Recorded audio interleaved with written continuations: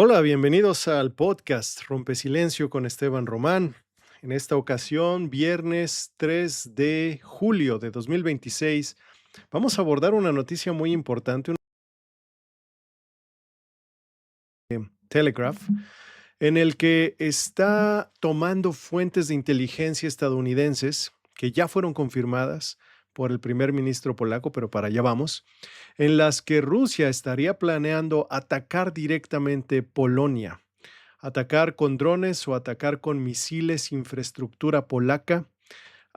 Por ejemplo, pueden ser plantas de energía, puede ser simplemente territorio polaco en el que tengan el pretexto de que van a proteger algún bien o algún interés ruso en el país. También se ha mencionado dentro de estos reportes de inteligencia que el plan ruso considera proteger entre comillas, algún interés o justificar alguna confusión supuestamente en un ataque también, en una entrada incluso de soldados a territorio de los países bálticos. Recordemos todos estos países, países bálticos, Polonia, formaban parte durante la Guerra Fría de la Unión Soviética, ya sea bajo el pretexto de que eran repúblicas que se habían unido voluntariamente a la Unión Soviética o que eran simplemente estados comunistas aliados a los soviéticos, a los rusos. El caso es que en realidad en los hechos eran colonias y es por eso que ante la caída de la Unión Soviética en 1991 todos esos países decidieron independizarse y gracias a eso es que todos ellos están hoy en día en muchas mejores condiciones económicas, sociales, de la que está la propia Rusia y de la propia Rusia y de lo que está también las otras colonias, ex colonias soviéticas que decidieron permanecer bajo la esfera de influencia rusa.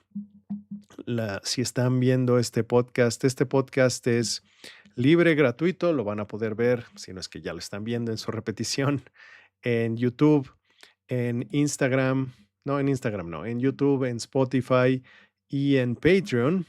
En Spotify no está el video, está únicamente el audio, pero si lo están viendo en YouTube, aquí podrán ver, estoy mostrando en mi pantalla cuáles son los países bálticos, por si no tenían claro cuáles eran. Los países bálticos son estos países que hacen frontera con Rusia en su parte más occidental y que forman parte de los países que están contiguos entre sí y que llevan hacia el mar Báltico, este pedazo de mar que conecta posteriormente con el Atlántico y en el que están también conectados vía el mar, tanto Finlandia, Suecia, Noruega, Dinamarca, y los países bálticos también con Alemania y Polonia. Son todos esos países los que están haciendo frontera entre sí. Curiosamente, hay un pedazo de Rusia, esto fue una decisión muy extraña, algo que aceptó en su momento los países aliados cuando ganaron la Segunda Guerra Mundial. Hay un pedazo de tierra llamado Kaliningrado que conecta, más bien que está a la mitad entre Polonia y Lituania, entre Polonia y los países bálticos, que es el que es formalmente de Rusia, es formalmente propiedad de Rusia y es desde donde previsiblemente podrían lanzarse esos ataques porque normalmente si uno ve el mapa parecería que Rusia no está conectada con Polonia, porque Bielorrusia y los países bálticos están en medio entre ambos países y Ucrania también. Sin embargo, gracias a Kaliningrado, es este pedacito de terreno que Rusia tiene y que está desconectada del territorio, digamos, continental, por llamarle de alguna manera, de Rusia. Gracias a ese pedazo de terreno es que Rusia sí sería capaz directamente de mandar soldados vía Kaliningrado al territorio polaco. Sabemos que esto es real, que esto no fue únicamente un reporte de inteligencia al que tuvo acceso de Telegraph, este diario británico, y que es real porque el primer ministro polaco ya confirmó esta información. La confirmó diciendo, cuando le preguntaron y le dijeron, oiga, un periódico británico está diciendo esto, ¿qué es lo que usted opina al respecto? Él lo que dijo fue que Polonia ya se está preparando para varias situaciones, dice, en los próximos meses podrían haber ataques de parte de Rusia en contra de su territorio. Dijo que informes de inteligencia de sus aliados, no preciso de quién, aunque los medios están diciendo que de Estados Unidos, le advirtieron sobre esta posible provocación armada de Moscú en territorio polaco. Y lo que dijo textualmente, estas sí son sus palabras, es: no pretendemos asustar a nadie, pero los próximos meses pueden ser realmente críticos. No tengamos miedo, nos estamos preparando para varias situaciones, pero no podemos ignorarlas, gracias a la información de nuestros aliados. Y dijo también que los mayores temores son no solo en Polonia, sino dijo, y aquí textualmente también estoy citando, particularmente palpables en los estados bálticos, es decir, Estonia, Letonia y Lituania. Esto es particularmente importante también porque nos revela que Rusia está desesperada. Rusia no ha liderado nunca antes. Hay solo dos cosas que que Rusia más bien, hay solo dos cosas que Rusia no ha hecho en su guerra en contra de Ucrania. Una de ellas es lanzar bombas nucleares. Ya expliqué yo en un video en mi página de Patreon por qué no lo va a hacer a menos que Putin verdaderamente se vuelva loco. Sería de hecho sería más perjudicial para Rusia lanzar armas nucleares en este momento que el beneficio potencial que podría tener en el terreno. Pero bueno, eso ya lo expliqué en ese otro video. Pero la otra cosa que no ha hecho Rusia es atacar, es cumplir con las amenazas. Recordemos que desde que comenzó esta guerra en 2022, Vladimir Putin ha hecho una serie de amenazas constantemente diciendo: no apoyen a Ucrania o voy a hacer algo. Siempre eran amenazas nucleares veladas, de hecho. Por ejemplo, autorizaba Estados Unidos o autorizaba a la Unión Europea el envío de misiles de mediano alcance hacia Ucrania o autorizaba el envío de tanques hacia Ucrania, y entonces Rusia decía: a partir de esta decisión de la Unión Europea o de Estados Unidos, cambio la política de despliegue de armas nucleares, y ahora el botón rojo, por llamarle de alguna manera, que no hay en realidad un botón rojo, pero llamémosle así, digamos, la autorización de utilizar armas nucleares, se le puso un estándar más bajo y se dice ahora es cada vez que se ponga en riesgo la integridad territorial de Rusia, por ejemplo. Entonces se cambia el protocolo de acción de Rusia y entonces con eso se quiere enviar la señal de que se están acercando los aliados a un escenario en el que Rusia va a usar sus miles de bombas nucleares. Algunas de sus miles o todas sus miles de bombas nucleares. Y eso ha funcionado, había funcionado exitosamente, y esa es la razón por la que Joe Biden fue su mayor error durante su presidencia, su mayor error en términos de política exterior. Su mayor error fue hacerle caso a su asesor nacional de seguridad, que se llama, se me olvida en este momento el nombre del asesor nacional de seguridad en ese tiempo, pero básicamente fue la idea de este asesor no apoyar a Ucrania totalmente, darle el suficiente apoyo para permitirle sobrevivir, pero no lo suficiente para ganar. Y realmente Ucrania estuvo en una posición en la que llegó a recuperar mucho más territorio del que ha recuperado nunca antes del invadido inicialmente por Rusia, y siempre se le mantuvo apenas con las suficientes armas para defenderse, pero no las suficientes para atacar, por ejemplo, territorio ruso. Eso fue siempre un tabú, digamos, del apoyo estadounidense que se le dio a Ucrania. No fue autorizado con Biden, mucho menos ha sido autorizado ahora con Donald Trump, quien desde que llegó a la presidencia ha bloqueado todo lo que ha podido el apoyo estadounidense a Ucrania. Y es debido a eso que podemos decir que las amenazas de Putin siempre habían sido relativamente exitosas. Sin embargo, conforme esta guerra se ha prolongado, 1 año, 2 años, 3 años, 4 años, ya entramos al 5.º año, se van a cumplir 5 años en mayo próximo.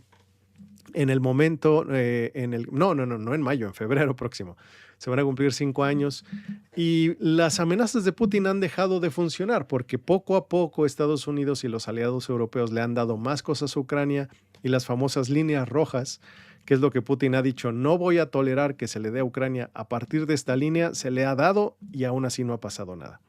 Entonces, lo único otro que Putin no había hecho, que Rusia no había hecho, es atacar a estos estados directamente, atacar directamente a estos estados que han estado apoyando a Ucrania. Y una manera de hacerlo, y cuál sería el beneficio de hacerlo, no solo intimidando a estos estados para que sigan dándole apoyo a Ucrania, sino también demostrándole a su propia población, a la rusa, y demostrándole a las poblaciones y a los países que conforman el Tratado del Atlántico Norte, la OTAN, la Organización del Tratado del Atlántico Norte, demostrarles que su famoso artículo 5, el artículo 5 de la OTAN dice que un ataque contra uno es un ataque contra todos. Y eso es lo que mantuvo a raya a la Unión Soviética en realidad. Y es lo que mantuvo a raya durante los últimos 26 años a Vladimir Putin, de no atacar a uno de los países integrantes de la OTAN. Atacó en su momento e invadió Georgia en 2008, atacó a Ucrania en 2014, la volvió a invadir en 2022, pero nunca se había atrevido a hacer una acción directa en contra de un país miembro de la OTAN, como lo son los países bálticos, como lo es ahora Finlandia ya también, y como lo es Polonia. Si realmente hace esto Rusia, con cualquier pretexto que se quiera, con el pretexto de que quiere recuperar un helicóptero que se derribó ahí, por ejemplo, o con el pretexto de que va a rescatar el mismo pretexto, por ejemplo, con el que Stalin invadió originalmente Polonia en 1945, no es cierto, en 1941. No es cierto, en 1939, ya estoy confundiendo las fechas. El pretexto que la Unión Soviética usó en 1939 para invadir Polonia, apenas una semana después de que la Alemania nazi invadió Polonia también. Recordemos, había una alianza entre Hitler y Stalin, que ahora Vladimir Putin quiere olvidar y que ahora los rusos quieren olvidar, pero en realidad eran aliados, la Alemania nazi y la Unión Soviética. Exactamente el pretexto en ese tiempo fue que iban a proteger a minorías rusas que estaban siendo victimizadas dentro de Polonia. El mismo pretexto que usó desde luego Vladimir Putin en 2014 para entrar a Ucrania originalmente, al este de Ucrania, y el mismo pretexto que utilizaron en 2022 para la invasión de Ucrania en ese momento. Ya después empezaron a esgrimir otros pretextos como que había laboratorios de armas químicas y que la OTAN planeaba poner misiles que apuntaran hacia Rusia desde Ucrania. Es algo ridículo, porque si quisiera la OTAN meter misiles, lo puede hacer desde los países bálticos y les queda aún más cerca de San Petersburgo y de Moscú, que son prácticamente las únicas ciudades grandes que tiene toda Rusia. El punto es que Rusia está considerando ataque sin precedentes a un país de la OTAN porque necesita desesperadamente sacudirse la presión que está recibiendo de Ucrania. Recordemos, pese a lo que ustedes pueden escuchar de los propagandistas rusos en este momento, que les quieren decir que Rusia es tan poderosa que en cualquier momento acaba con Ucrania, que Rusia es tan poderosa que únicamente no ha acabado con Kiev y no ha acabado con Zelensky porque son muy magnánimos y muy humanos y no quieren destruir las ciudades que después quieren ocupar. La realidad es que todo lo que Rusia puede hacer militarmente ya lo está haciendo en Ucrania. No soportaría Rusia como lo está soportando ahora. Falta de combustible, filas interminables de autos intentando cargar combustible en ciudades como Moscú. No aceptaría los ataques que ha recibido Rusia a sus refinerías, a sus depósitos de combustible, a las terminales de exportación de petróleo. Han ardido en los últimos meses. Los ataques ucranianos no dejan de incrementarse. Han muerto y han sido heridos más de 1.400.000 soldados rusos. La estimación es que de ellos aproximadamente medio millón ya de rusos han muerto. 1 millón aproximadamente, un poco menos de 1 millón han sido heridos, una proporción brutal. Esto es más que todas las guerras estadounidenses en su historia.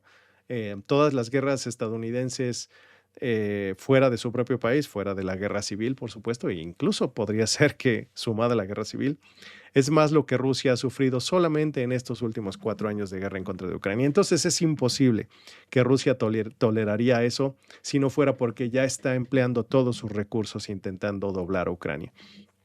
Y la situación, la previsión es que en lo que resta de estos meses, cuando menos lo que resta de este verano y otoño, Ucrania seguirá teniendo la ventaja. Ucrania seguirá destruyendo terminales de petróleo, seguirá destruyendo refinerías, seguirá destruyendo infraestructura crítica rusa y entonces por primera vez esto está ocasionando que Vladimir Putin esté contra las cuerdas frente a su propia población. Incluso había el otro día los medios rusos estaban reportando cómo la gente estaba empleando cada vez más imágenes de caballos al final de sus videos como una forma callada de protestar por el hecho de que ya no tenían combustible para sus autos, así que estaban considerando utilizar caballos o burros para transportarse.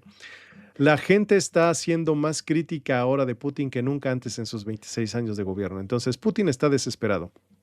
Sabe que la historia no favorece a los líderes rusos que han perdido guerras. Casi siempre después pierden el puesto y muy frecuentemente pierden la vida. Entonces no es algo a lo que Putin quiera llegar y estará dispuesto a provocar a la OTAN de esta manera para justificar un escalamiento de la guerra, para justificar atemorizar a las poblaciones, principalmente eso porque Rusia no tiene capacidad de abrir otro frente de guerra.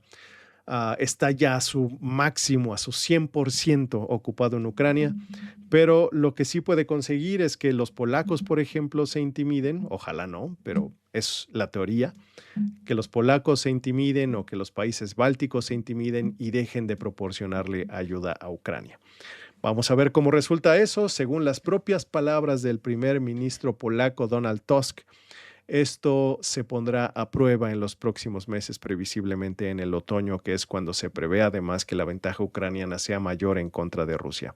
En este momento, en los últimos 2 meses, de hecho ya esto se ha reportado por el Instituto del Estudio de Guerra, que es lo más profesional que existe en el mundo para llevar un registro de cómo es el avance de las tropas en el frente, y ese instituto, a pesar de ser estadounidense, no ha tenido ningún empacho ni ningún temor en decir cuando Rusia ha ganado territorio. En este momento el balance general de las operaciones en Ucrania ha mostrado que Ucrania ha ido recuperando territorio poco a poco, de la misma manera como en su momento poco a poco estaba ganando Rusia territorio. Entonces, esa es la situación, se combina con el hecho, esto no es algo nuevo. Recordemos, Rusia ha estado empleando una guerra híbrida a lo largo de toda Europa.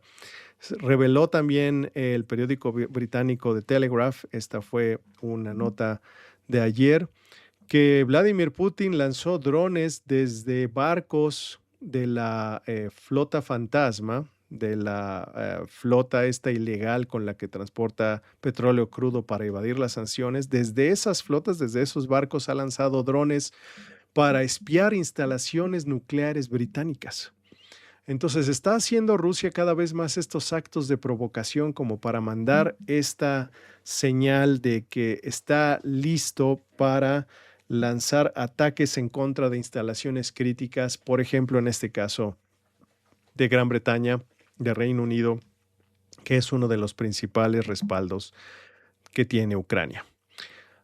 Y hablando de Europa y hablando de la guerra en contra de Rusia, esto fue también una nota muy interesante, es una nota exclusiva que trae el The Wall Street Journal.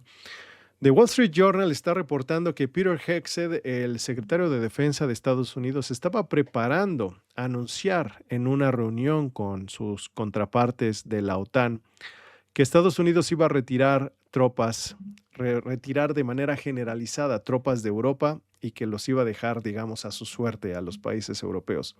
Pero en el momento en que este plan fue presentado a la Casa Blanca, específicamente a Marco Rubio, que es de lejos el miembro más competente de toda la administración Trump, Marco Rubio se lo echó para atrás y Marco Rubio le dijo, no, esto es una locura, le estás quitando a Trump la posibilidad de ir a la reunión que va a realizarse la próxima semana en Turquía, en la que él puede tener una herramienta de negociación. Entonces se cortó este plan de Peter Hegseth, que es uno de los más prorrusos miembros del gabinete de Donald Trump. Hay varios, como lo era Tulsi Gabbard, la incompetente seguidora de un culto religioso que por suerte ya la quitaron del puesto, ya salió del puesto, pero solamente Tulsi Gabbard estaba encima de Peter Hegseth respecto de su posición prorrusa.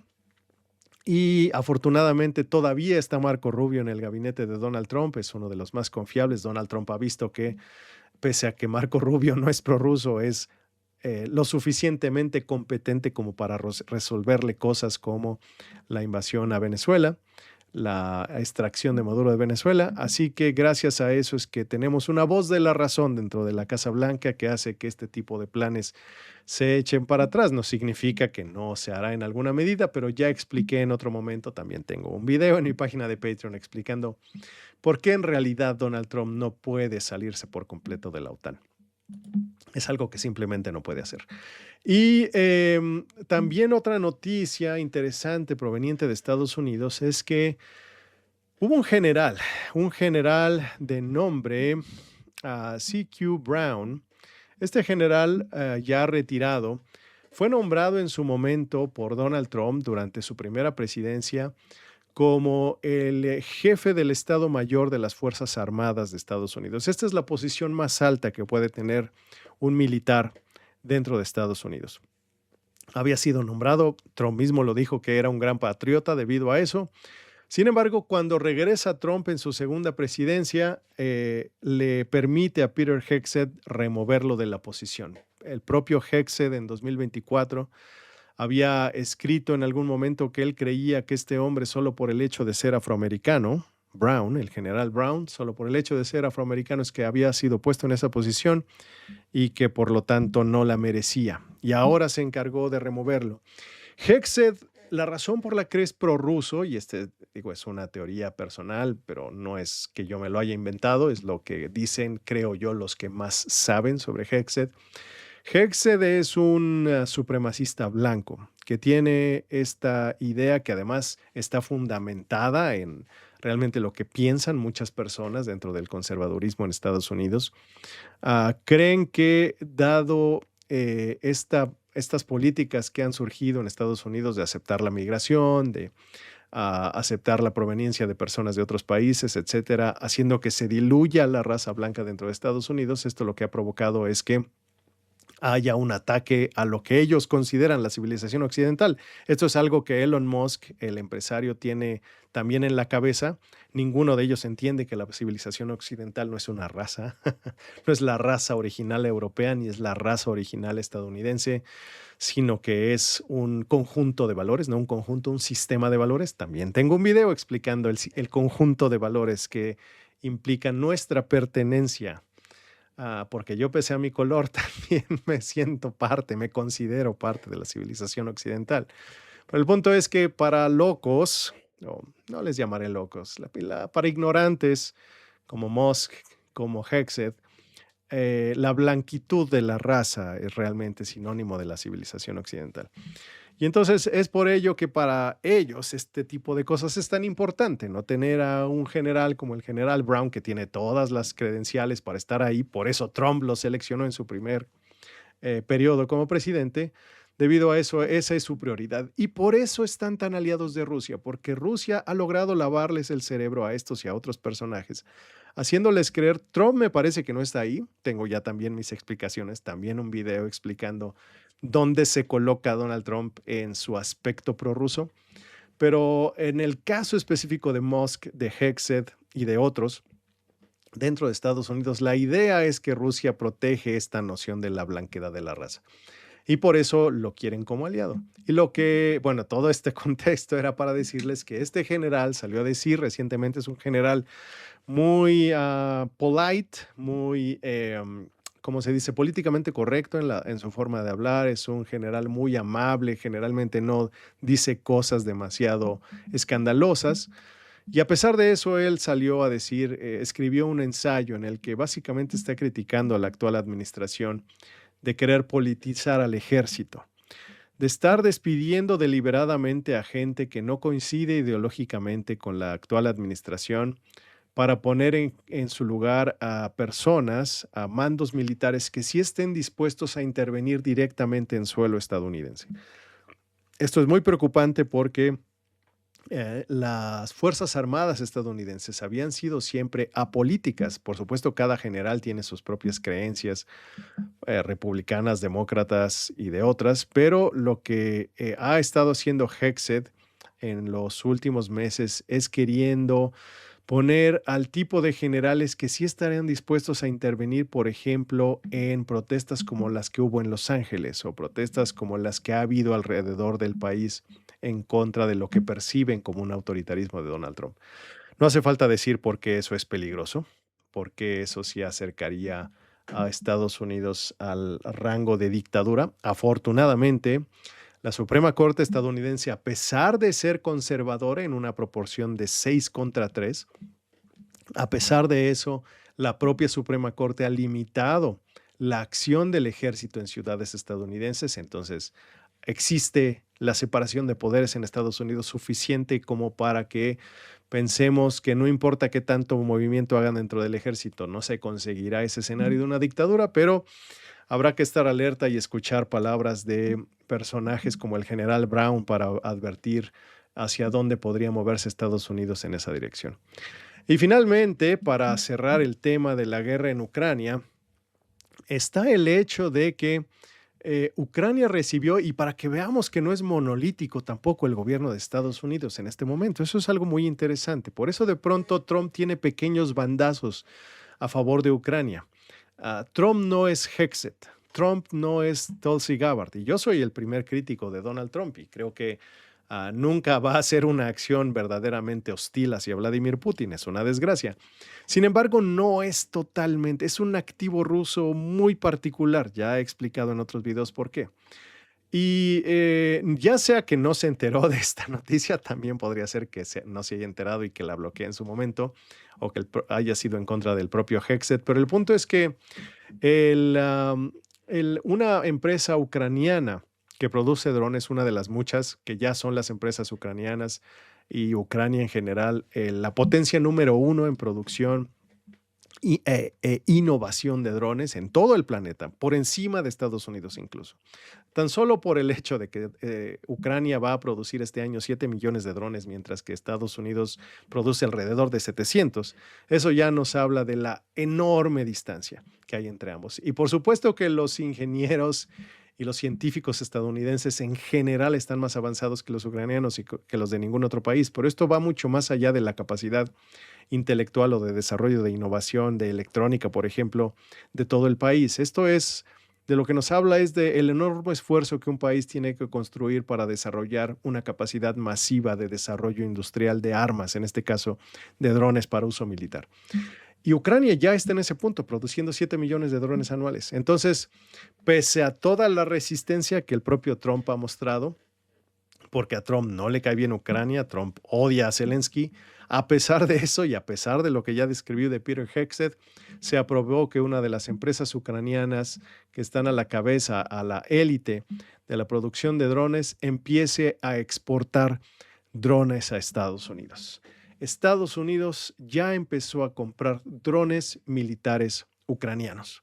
Esto es una gran noticia. Esperemos que se expanda no solo hacia estos drones, que específicamente los que se están vendiendo llamados F-drones, drones F, que son, digamos, drones relativamente básicos, pero mucho más baratos de lo que Estados Unidos podría hacerlos si los produjera en territorio propio y que no tienen ni un solo componente chino. Eso ya empezó a hacerse, es una puerta de entrada.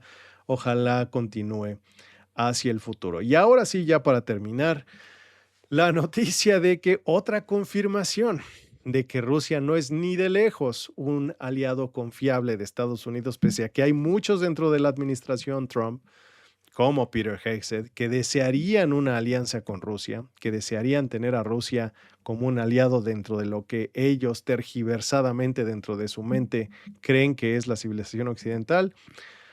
Dmitry Medvedev, que es algo así como un vicepresidente honorario dentro de Rusia. Recordemos, él fue presidente de Rusia en un momento en que Vladimir Putin, para evadir a su propia constitución, se quedó únicamente como primer ministro y Medvedev en ese tiempo, eso debe haber sido hace aproximadamente unos 15 años.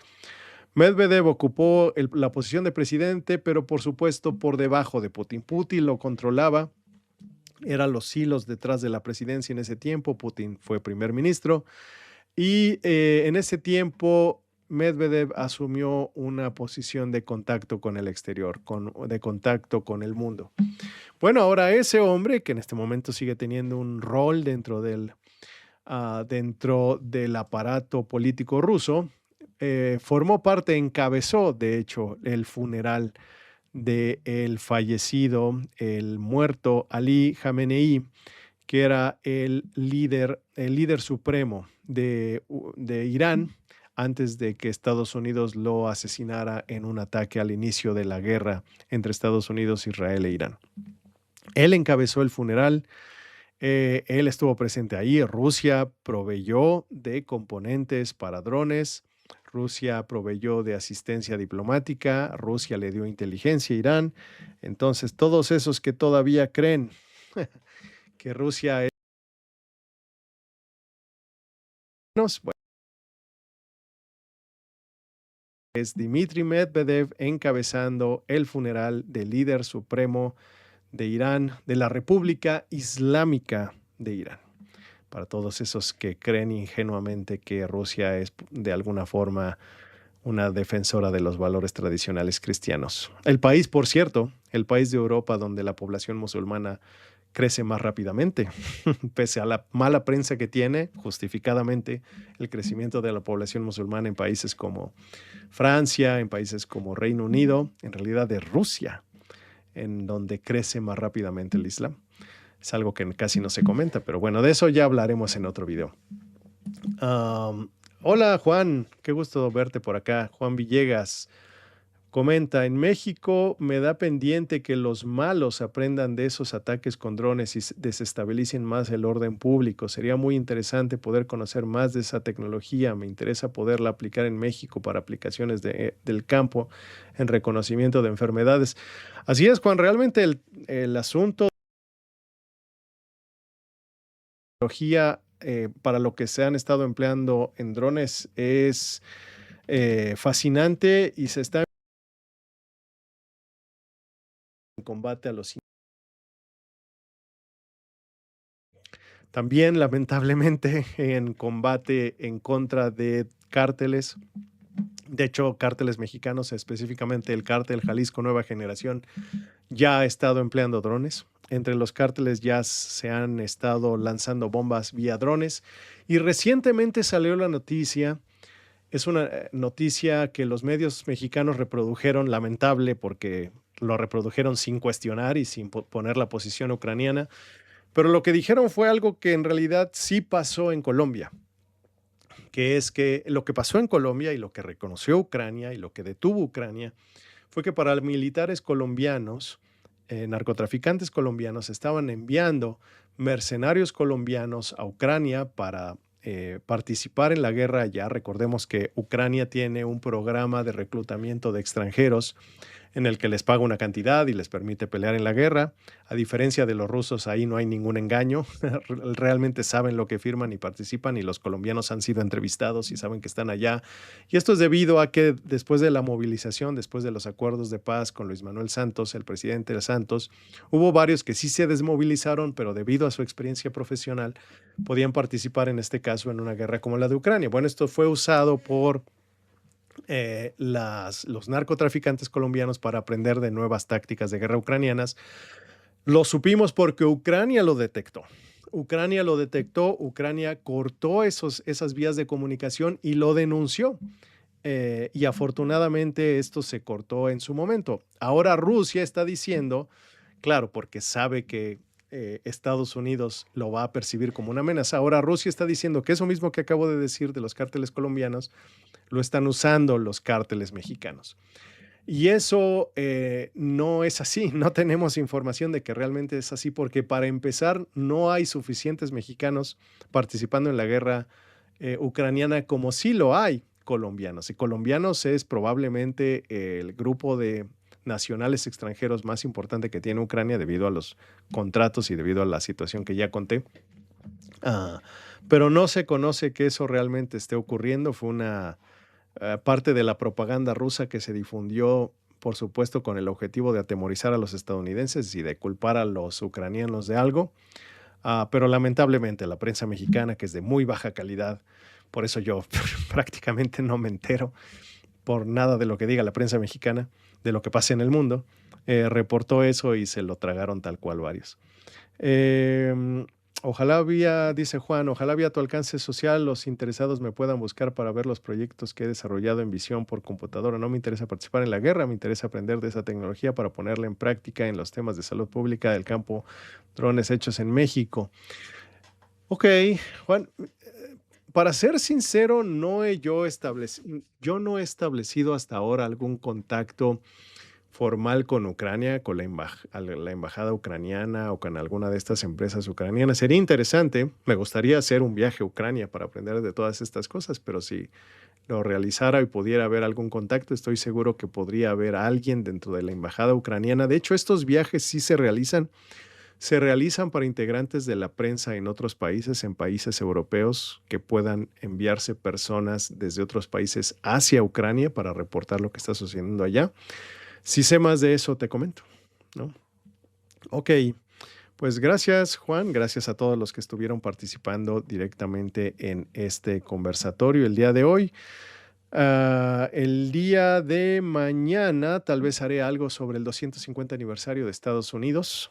Em, Tengo mucho que decir, pero todavía no estoy seguro de exactamente con qué ángulo. Muy probablemente será con el ángulo de por qué Estados Unidos es el país más libre del mundo, aunque no lo parezca en primera instancia. Ya lo comentaré mañana. Gracias a ti, Juan. Y gracias a todos ustedes por seguirme en esta transmisión en vivo. Únicamente suscriptores lo pueden hacer en vivo, pero a continuación subiré a YouTube, Spotify y Patreon. Gracias de nuevo y nos vemos en la siguiente transmisión. Hasta pronto.